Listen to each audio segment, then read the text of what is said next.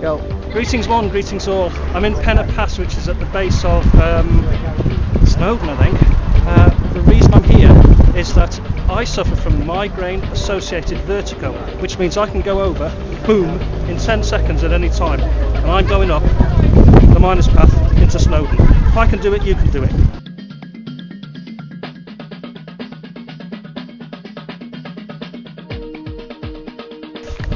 What are you after? All you got to do is you're just got to hold it. Okay. I'm going to press anything. The one thing about migraine associated vertigo is that you don't get any warning. It can come up at any time. You've got basically 10 seconds to make sure that you're in safety. And by that I mean putting yourself on the floor.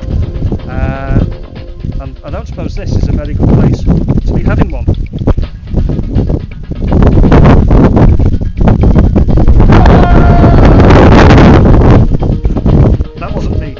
So far so good. Let's plough on. Let's go to the top.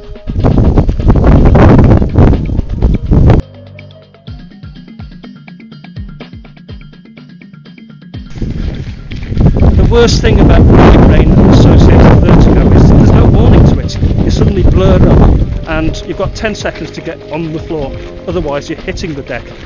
Now if you want to hit the deck, you want to be hitting it, say, in the safety of your own house, preferably in your bedroom. And then you've got a chance to recover.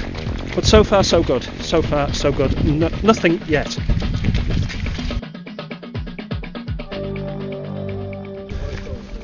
The other important thing about MAV, migraine associated vertigo, is it's a strange one. You go down, everyone thinks you're having either a fit or you've lost consciousness or whatever. You haven't. And when they take you and put you in an ambulance and take you to A&E, they do all the tests, and there's nothing there. They send you home. They say it's all in the mind. It's very, very frustrating, as is the wind.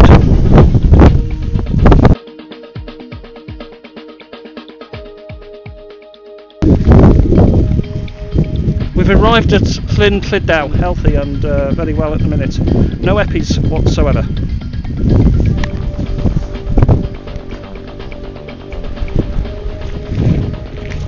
Great news, the weather is clearing. We've got nice white clouds behind us now. We've gone from the grey to white. Still a little bit of drizzle, but fair play to the Met Office, they got the forecast quite right I think, and we hope for better weather in the afternoon. Let's continue.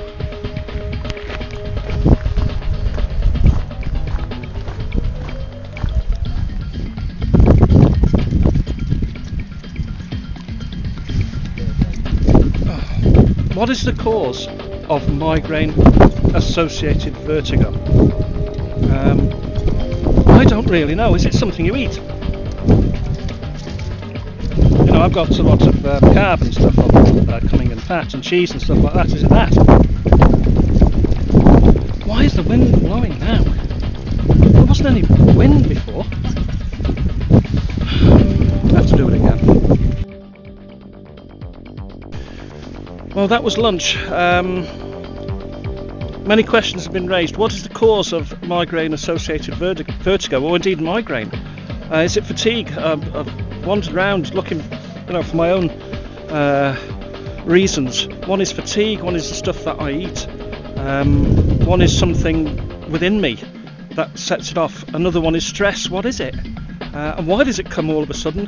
Why does it come, say, at 2 o'clock in the afternoon and not at 6 o'clock in the evening? I don't know, but I do know that I'm in the middle of nowhere and I don't really fancy one here, but we continue up towards Snowdon. And what a nice lunch we had.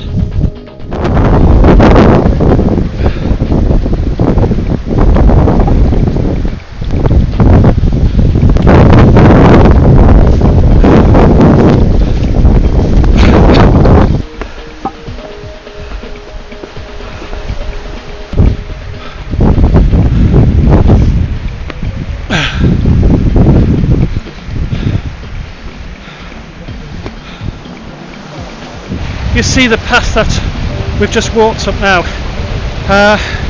I've mentioned with MAV, is it about fatigue? Well, to report, I've walked this up without a stop. Quite a steep path. and my lungs are on fire. I've got the sweats on. My eyes are a little bit blurry, but I must say I feel healthy. You know, I've opened my lungs, I've opened my legs. You know, the pain in the legs have gone beyond the pain. So is it about fatigue?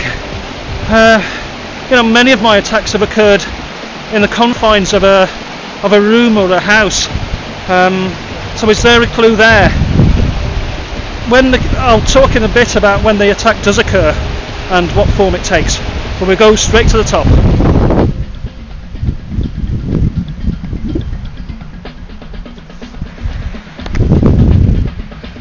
We have now reached the top lake. Not quite sure what it's called. You'll have to Google that, or you know, research that yourselves.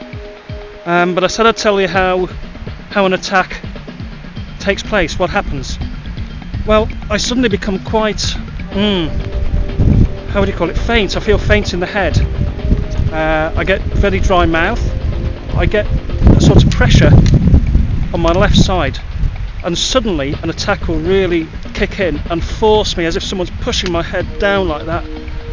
And that's when that's the only warning I get. I've then got 10 seconds to get down. I get down, another wave comes when I've got to basically shut my eyes, really hang on to consciousness, I believe, but I've never ever lost consciousness with it. I've gone down once, probably a year ago. That was my first attack ever. I'd had non-pain migraines up to then, were unable to be diagnosed. Doctors could not diagnose me. Then I had this attack, and it's taken me another year, a further year, to decide that I've got migraine associated vertigo, and it's getting progressively worse. I'm getting all the sparklies and everything, but now these attacks occur. And really, I don't want an attack up here.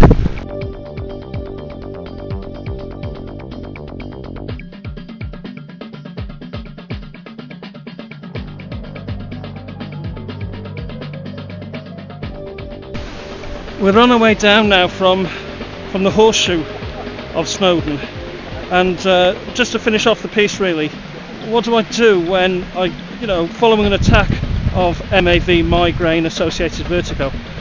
Well, it's basically a case of lying there until I get the ability to get on my hands and knees and try and find somewhere, a place of safety where I'm able to sort of put myself down and recover. I would say half an hour I'm back on my feet again. Maybe I'm lucky, maybe there's worse to come, I don't know. You'll have to tell me that. Anyway, thanks for watching. Hope this has been of some use and some value to you, and maybe give you a bit of confidence to come out. I know it's difficult, but at the end of the day, we don't want to be stuck in, do we? We don't want to be stuck in at all. We've got to come out and do our stuff, and the only way to do that is to actually get out and do it. Anyway, thanks for watching, and check us out on YouTube. Check us out and look at my other videos also on MAV, and also my other videos. Thanks for watching, and goodbye from Snowdon.